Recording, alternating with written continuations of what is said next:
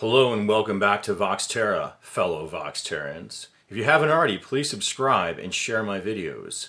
Today, Michael Moore, Planet of the Humans Takedown Masterpiece. So I'm hoping it's going to be a masterpiece. According to the article, written by Josh Fox is the director of Gasland, a movie that exposed the toxicity of the fracking industry. According to Josh Fox, an article published in The Nation May 20th titled, Planet of the Humans is wildly unscientific, outdated, full of falsehoods, and benefits fossil fuel industry promoters and climate deniers. The movie, produced by Michael Moore, directed by Jeff Gibbs, who often interviews fellow producer Ozzy Zenner, who, according to Josh, Ozzy has attacked wind and solar energy and electric cars since the publication of his deeply misguided polemic, Green Illusions, nearly a decade ago. Contrary to what the movie says, wind and solar do lower carbon pollution and air pollution in general throughout the energy grid. They have been envisioned, I've grown up reading environmental literature, they have been envisioned, maybe going back to Tesla, Nikola Tesla, but they've been envisioned within environmentalism my whole life, even before there was a dime to be made out of it. The movie omits the devastation caused by mining, drilling, processing of materials for fossil fuels and nuclear energy, no mention of the Trump administration, and it's omitted the decades of denial, paid for denial by the fossil fuel industry, that has brought us to the point where we are today, where, as the movie says, it feels like we're in a situation of too little, too late. Common sense will tell you that running a wind turbine or using a solar panel is going to cause less pollution than burning fossil fuels or processing and creating nuclear fuel rods. Just common sense. You got that solar panel, absorbing, using photovoltaics, or you've got that wind turbine spinning, just harnessing the wind as Nikola Tesla dreamt of. Now, the movie likes to criticize and show all the devastation involved in creating these. But again, it leaves out the devastation involved in creating fossil fuels and nuclear energy. Second, environmentalists always are trying to lobby government, work with industry to monitor, check their devastation. So once that power source is set up, that blade spinning around is not burning fossil fuels, putting them into the air, into our lungs. It's not splitting atoms, creating deadly nuclear fuel rods. In a sense, without calling it this, what the movie is talking about is something called life cycle emissions. And instead of looking at actual environmentalists discussing life cycle emissions, which they could have, and I'm going to do for you, they just choose to dismiss the entire clean energy. Inside Climate News, April 30th, 2020, the article, Inside Clean Energy, 6 things Michael Moore's Planet of the Humans gets wrong. The documentary facts are deceptive, misleading, not to mention way out of date. Life cycle emissions of power plants, which take into account the carbon emissions of every part of the life cycle of the plant, including obtaining and manufacturing its components. So that's what the movie is really talking about here, is part of what the movie is trying to talk about, is life cycle emissions. Listen, there is a deep body of research showing that wind, solar have much lower life cycle emissions than natural gas and coal. 2017 paper published in the Journal of Nature Energy showed a very small carbon footprint for wind, solar, while coal and natural gas plants had a much larger carbon footprints. A 2013 report, and things are only getting better as the technology improves, a 2013 report from the National Renewable Energy Laboratory shows the life cycle emissions for coal-fired power plants was about 100 times per unit of electricity than that of utility scale wind farm. So again, the movie leaves out these studies. The movie likes to direct us towards intermittency, meaning, hey, no matter what you do, it's not going to help any. You got that wind turbine, but guess what? You still need the backup power. Okay. Again, think about it from common sense. the more energy you're getting from wind and solar, the less you need to rely on these other so-called baseload powers like coal, nuclear, and natural gas. Back to the Nation article by Josh Fox. Having misinformed its audience about solar, the film moves on to wind. You've got to have fossil fuel power plant backing it up and idling 100% of the time, says an uncredited anti-wind protester. Josh goes on to say, intermittency was a problem. Renewable energy scientists have spent a lot of time figuring out a decade ago. Thousands of renewable energy scientists, hundreds of peer-reviewed studies, and dozens of 100% renewable energy plants have been addressing this for nearly a decade. But to Planet of the Humans, none of that work ever happened. He just leaves out all of that to make his case that no matter what you do regarding renewable energy, it's not going to help any. So growing up, when people have been dreaming of reduce, reuse, recycle, switch towards clean energy, renewable energy, I'd always hear wind by night, solar by day. And then improvements, so you want to pick for this intermittency stuff, you want to think about improvements to the grid where you can transfer. And then you want to think about storage. The movie really doesn't talk about all the innovations in storage that are here now and have always been there. According to a report from Union of Concerned Scientists, one storage method, very simple, is to pumping water back behind hydroelectric dams has been used for decades as a form of storage. I was also listening to a Living on Earth podcast, and they had talked about a similar idea of using abandoned mine shafts and pumping the water up to the top of the mountain where it's mountain mining, and then letting the water fall back down again to spin turbines. So there's different ways to store clean energy. There's also been a lot of improvements in batteries, which, yes, have their own problems. But again, we're trying to get away from just running the power is pumping the earth full of greenhouse gases and air pollutants. Remember, the movie likes to keep repeating this line that people are trying to claim renewable energy is going to save us. Okay, I've never heard that. I've grown up with environmentalists or environmental literature, on again, off again activists, and it's always been part of the mix, including lowering consumption, which the movie likes to claim environmentalists are not addressing. Another theme of the film is electric vehicles are not going to do anything. From Vox. 2 years ago, electric vehicles already had lower emissions than gas-powered cars from across the country.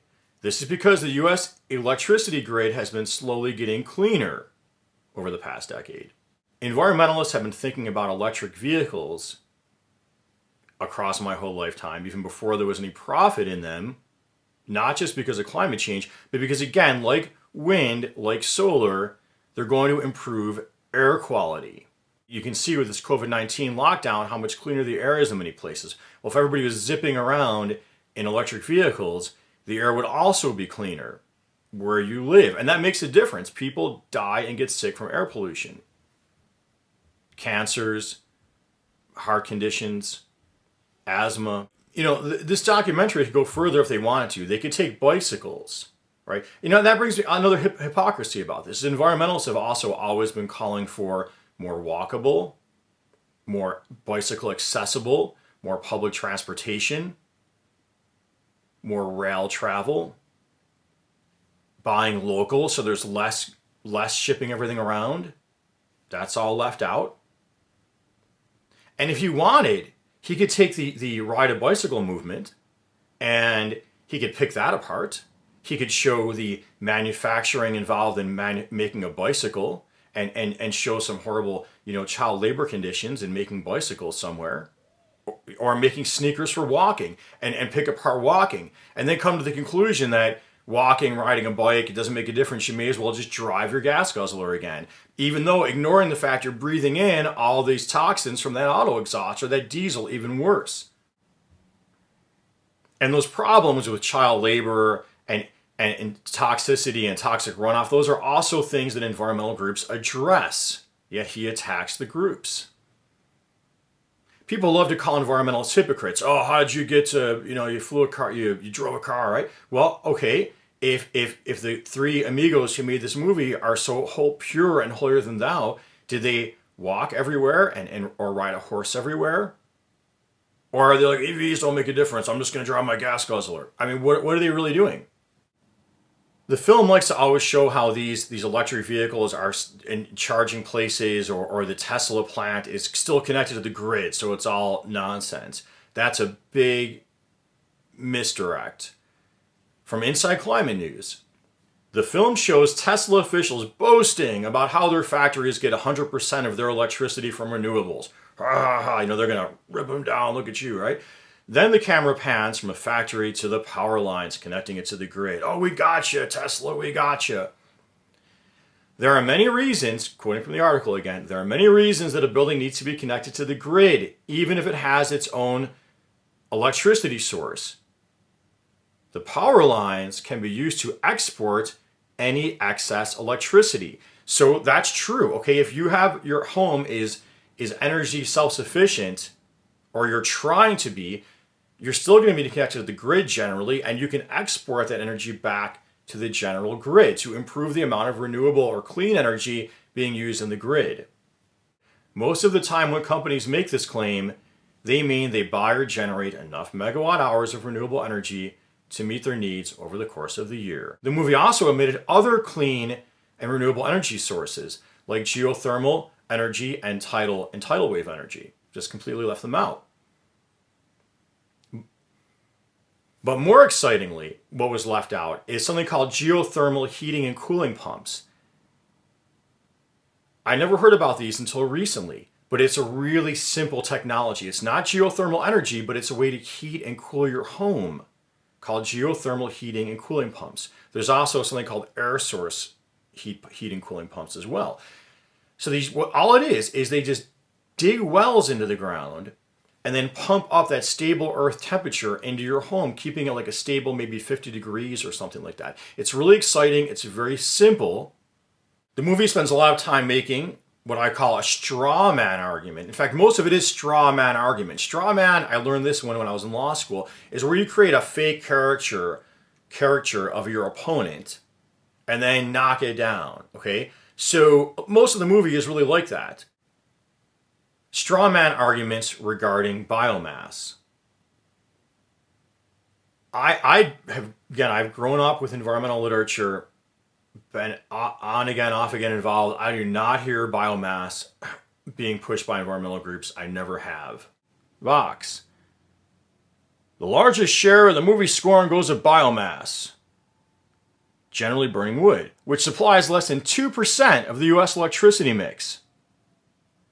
When Gibbs questions environmental activists about biomass, they tell him it's complicated, because it is. According to the author at Vox, when we burn wood for electricity, we are using carbon that's already moving between our air and oceans and land. By contrast, when we dig up and burn fossil fuels, we're bringing up carbon from underground. Now, biomass can be, and often is, done poorly, with significant environmental harms. But the environmental groups attacked in the film have criticized the industry. And I can tell you, one of the first campaigns I worked on was against a tire burning incinerator. Not quite biomass, but it's against toxic burning. But you wouldn't know any of that from the film. Further, the movie ignores the entire Green New Deal. Michael Moore ironically supported Bernie Sanders, but a major part of his Green New Deal is 100% renewable energy. That's a major part of Bernie Sanders' Green New Deal. Now, Bernie Sanders is not in there now, but that Green New Deal still exists, and it includes organic farming, regenerative agriculture. It's not mentioned in the movie. It's as if it doesn't exist. And, Bernie Sanders agrees. A lot of people agree that if we can get Biden in there, not that I wanted Sanders. Okay, we can get Biden in there, we're going to have a better hearing. We got no hearing under Trump. The movie doesn't mention that. The movie tries to create the impression that the environmental groups are not standing up to corporate polluters. League of Conservation Voters is suing Trump and the American Petroleum Institute to stop expansions of oil and gas in the Arctic, not mentioned. Environmental groups are suing the Trump administration left and right to protect national monuments and federal nature reserves from oil and gas expansion, not mentioned in the movie. See, the movie's trying to put us in a what I call, I hate to swear, I try not to, it's a very wholesome, so I'll say darned if you do and darned if you don't situation. Because if environmentalists are always at odds with the business community, then we're portrayed as socialists or trying to stop freedom. If we work with the business community, then we're portrayed as elitists. Then the film tries to take us down what I call the population trap. According to the Vox article, in wealthier nations, each person has a much bigger carbon footprint, a much bigger pollution footprint. I mean, you can feel that, can't you? Just how much as somebody in these, highly so-called developed countries, how much we're just using and going through. And then you look at the Amish, if you're aware of this Amish, and how little they're going through. See, they're not poor, but it's really lifestyle. It's really lifestyle. And in a way, the director of the movie agrees with that, but he's still attacking people trying to make solutions. And I've heard for years the smear against environmentalists that we are pro-abortion. Okay, I'm not, but that's the smear. And there's no major campaign saying that, right? That's the trap this film is trying to push us into, to living that stereotype. And I see that stereotype to this day. I've seen it used by climate denial YouTube channels claiming, environmentalists are not pro-people. And that brings me back to the beginning and now to the end, that Michael Moore's movie is being used by people who want to promote fossil fuel and business as usual. According to Desmog, their article titled "Fossil Fuel-Backed Climate Deniers Rush to Promote Michael Moore Documentary, Planet of the Humans." I hope you found this video helpful. If you did, please share it. Please subscribe to my channel so we can build this channel up. Please click the notification so you know when I'm putting out a new video. Please like, please comment, and please comment in a mannerly fashion if you are caught up in the denial industry. And until next time, peace be with you.